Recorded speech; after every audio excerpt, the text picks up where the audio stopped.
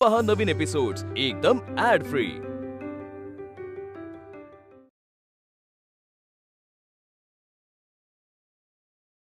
जो धर्म एखाद्याच्या जन्मावरून एखाद्याला उच्च आणि एखाद्याला स्पृश्य लेखत असेल तर तो धर्म नसून माणसाला गुलाम बनवण्याची कूटनीती आहे।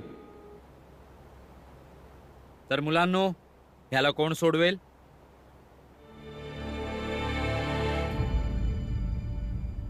तू ये आधी। नीट लक्ष देऊन कर हा।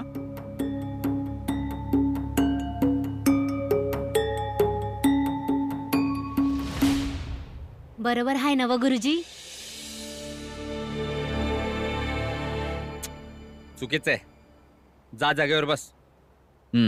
आणि तुमच्यामधून अजून कोणी? गुरुजी, जमेल का तुला की उत्साहाच्या भरात असाच हात वर केलायस? हा, मी करू शकतो।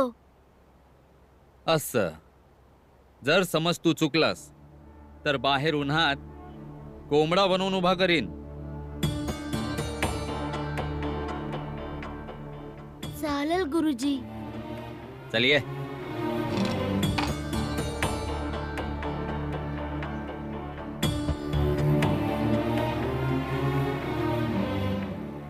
ए थांब थांब, हे घे। जा।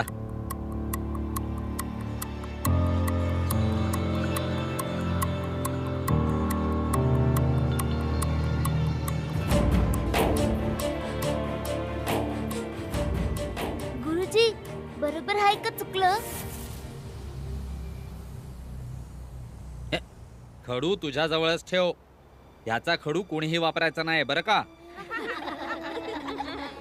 ए शांत बसा, एकदम शांत। ए चल जा जा, चल आता तुझी पाळी। चल ये।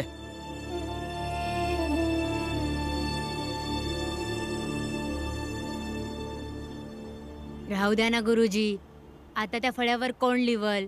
तो फळा तर बाटला। मी एक काम करतो, मी माझ्या पाटीवर लिवतो। अरे भालचंद्र, जरा आतमध्ये ये। वही गुरुजी। भालचंद्र, हा फळा जरा स्वच्छ धुवून घे। अहो पण सकाळीच तर धुतला होता। गुरुजी, झालं माझं। बरोबर आहे ना व गुरुजी? चुकीचं आहे। आणि माझं उत्तर गुरुजी?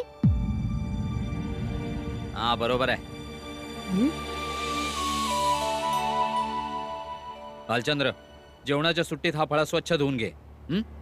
त्यांनी ह्या फळ्याला शिवलंय, समजलं का? ठीक आहे गुरुजी, चालतंय।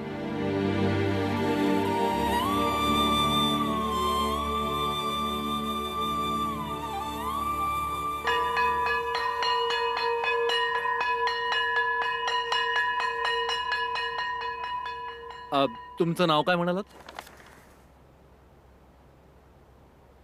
रामजी सकपाळ। कुठली जात? आवपर मालक, तुम्हासनी तर कामाशी मतलब आहे ना? मला जातीशी पण घेणं देणं आहे, कळलं ना? जात जर रस्त्यात आली ना तर त्याची यात्रा खराब होऊ शकते। अरे तुमच्यासारख्या लोकांच्या सावलीच्या पण दूर राहतो आम्ही, आणि तू माझं दुकान सांभाळणार? मूर्ख समजतोस मला? अरे कधीपर्यंत लपवून ठेवलं असतं ते? खूप झालं, आता परत इकडे दिसायचं नाही। चल निघित ना। जो पतूर नाव नाही सांगितलं तो पतूर सगळं ठीक होतं। आता नाव सांगितलं तर नावासोबतच जात जोडली असते बरं का? आणि जातीवरून धर्म, आणि धर्माच्या बाबतीत काही ऐकून घेणार नाही। एक वेळा सांगितलं ना, चल निघित ना, चल निघित ना।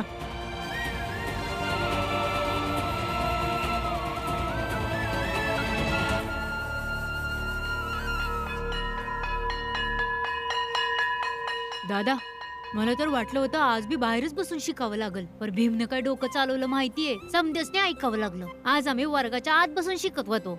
हा, मला बी पोरं सांगत होती। मी त्यासनी म्हटलं, भीम माझा धाकटा भाऊ आहे, तो असाच करतो। चला वर्गाच्या आत तर शिरलो। बघ कसं खातोय, भीम मिरचीचा ठेचा खातो ना। म्हणून त्याचं डोकं एवढं चालतं. हा. पाणी. अरे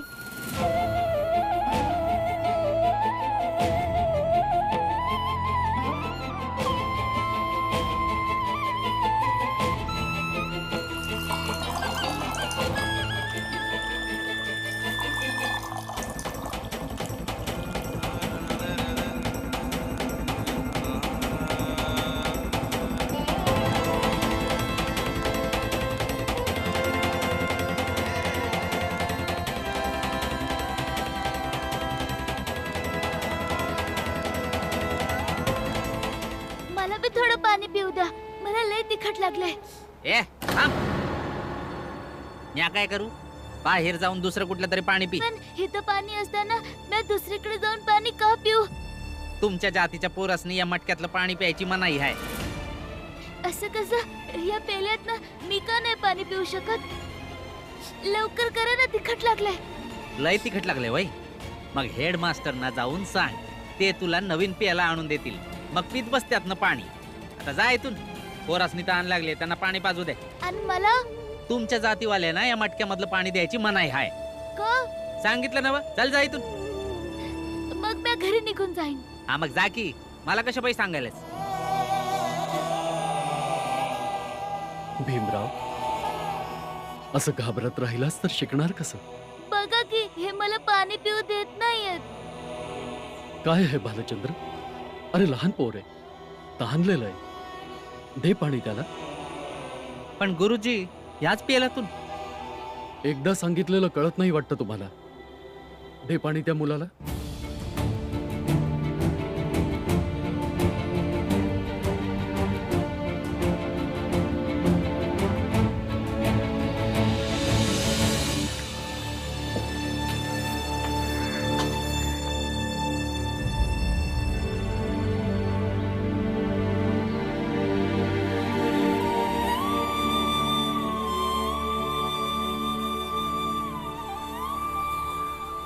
दादा, थोडस पाणी घेऊ.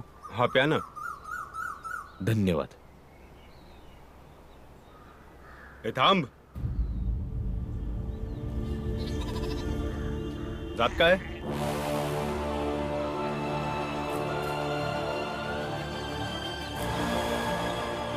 ठीक आहे, माग जा आणि खाली उतर. जा माग.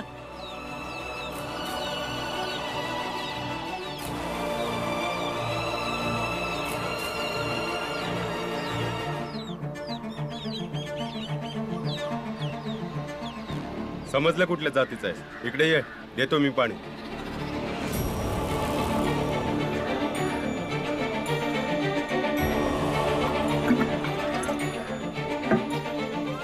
बस खाली. ओंझळ कर. अरे कर की ओंझळ. बाळा, हात असे करून तोंडाजवळ धर.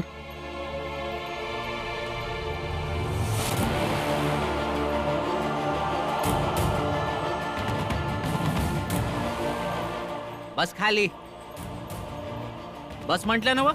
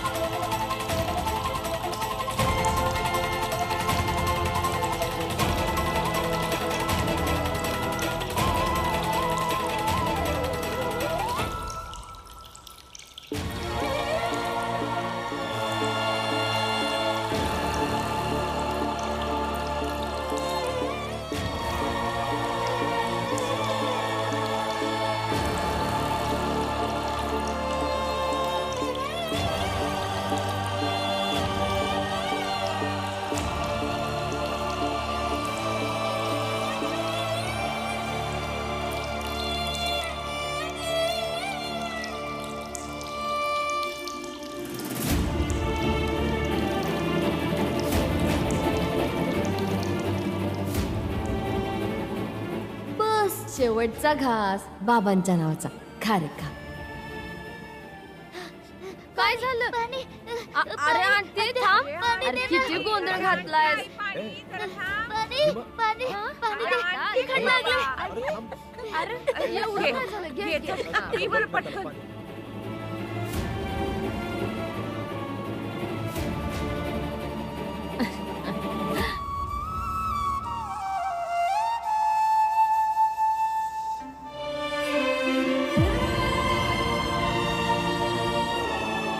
आनंद, या पाणी पिऊन आलो. अरे भीम, अरे हे काय झालं? तुझे कपडे ओले का झाले? अरे तू रडतो कशा पाय भीम?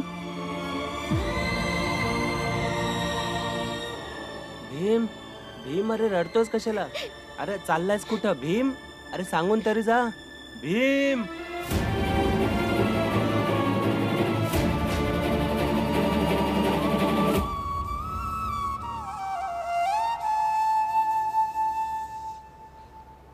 आई तू सारखं असं का करतेस ग? तुला माहिती आहे ना तुझं डोकं दुखतंय, मग कशाला उगाच कापडा शिवतेस? नंतर शिवत बस. अगं नाही, एवढा काय त्रास नाही करीन म्या. आपला भीम आता शाळेत जायचा नव, मग त्याला नवीन कापडा नको. राहू दे आई, मला समज ठाव आहे. तुला सांगून काय बी उपयोग नाही. तू कधी कोणाचं ऐकतेस का? अगं काय ऐकत नाही, हे काम जरुरी आहे म्हणून करते नव. समधी पोरं शाळेत नवीन नवीन कापडं घालून जातात. आता जा तू, बाळाच्या आणि आनंदाची बी कापडं शिवायचेत मला. जा. तुझी तर हद्दच झाली. तुला ना नुसतं कामच करायला हवं, आराम करायचं नावच नाही. हे तुळसा कसला अभ्यास करते ग? दाखव मला. मी वाचत नाही ताई, विचार करते. तू सांग, आज भीमला वर्गात बसायला मिळालं असेल की आज बी तो वर्गाच्या बाहेर उभं राहून शिकत असेल? एका दिवसात कोण आज जाऊ देणार आहे? एवढं सोपं नाही ते. बाहेरच उभं राहून शिकत असेल तो. आत्या तूच सांग की तुला काय वाटतं? काय बाळा? हेच की भीमा वर्गाच्या आत जाऊ शकला असेल का नाही? एकदा भीम बोलला ना की तो जाणार आत तर जाणार. जर असं झालं असेल तर बाबांना आपल्या समध्यांसाठी मिठाई आणावी लागेल. मी तर आतापासूनच वाट बघते मिठाईची. व्हय व्हय, खाऊन घ्या मिठाई जेव्हा बाबा आणतील. आधी समध्यानी बघा बरं आणि मला सांगा भिवा हे घातल्यावर कसं दिसल? अरे वा वहिनी, किती सुंदर शिवलाय. हा घालून तर आपला भीम अगदी राजकुमार दिसल. त्या कोणी राजा बिजा बिलकुल नाही.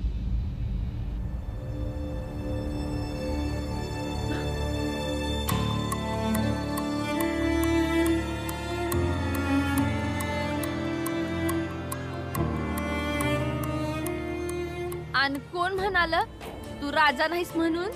जर मी राजा असतो तर मला शाळेतल्यांनी वर्गाच्या बाहेर काढलं नसतं.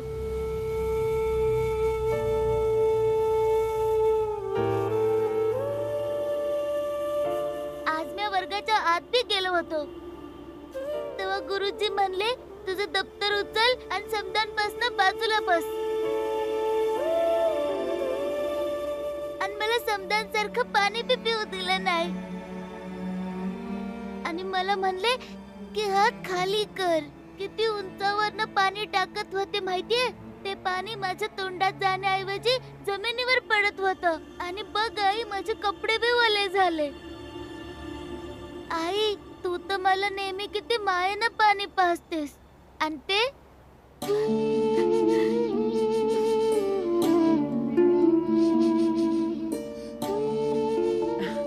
भीम बाळा, काल तर तुला वर्गात जायला देत नव्हते की नाही ते लोक. आज तर तू आत गेलास. आनंदाची गोष्ट आहे नाही. कालच्या पेक्षा आज बरं आहे. तुला तर आनंदी व्हायला हवं. रडतोस का?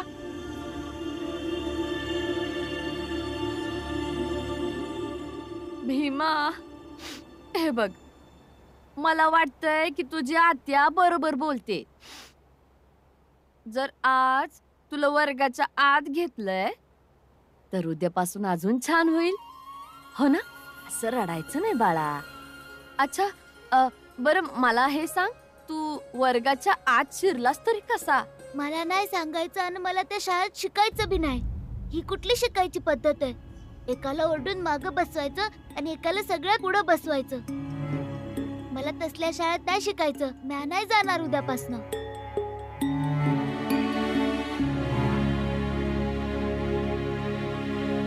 भीमा,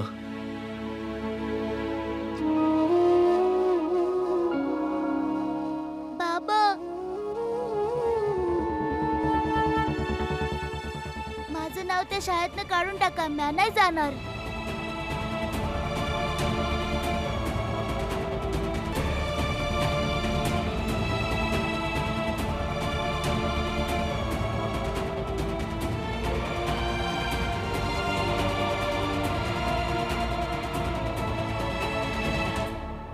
तुला शाळेत नाही जायचंय ना? नाही.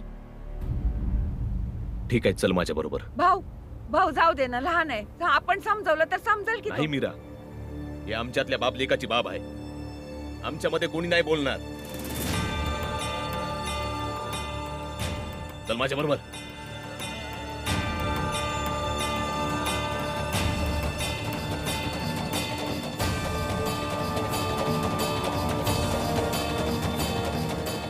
बाबा, माझा हात दुखतोय.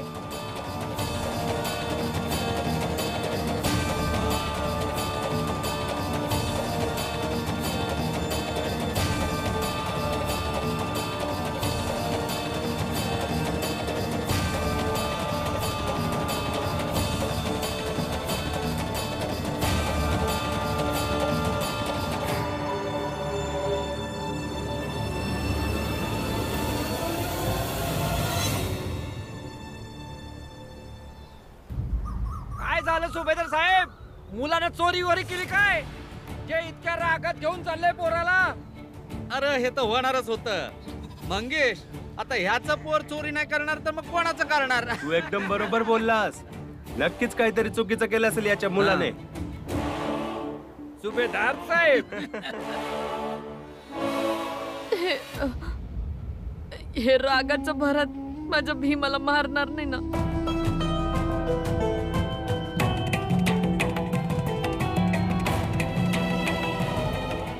मला लई काळजी वाटते.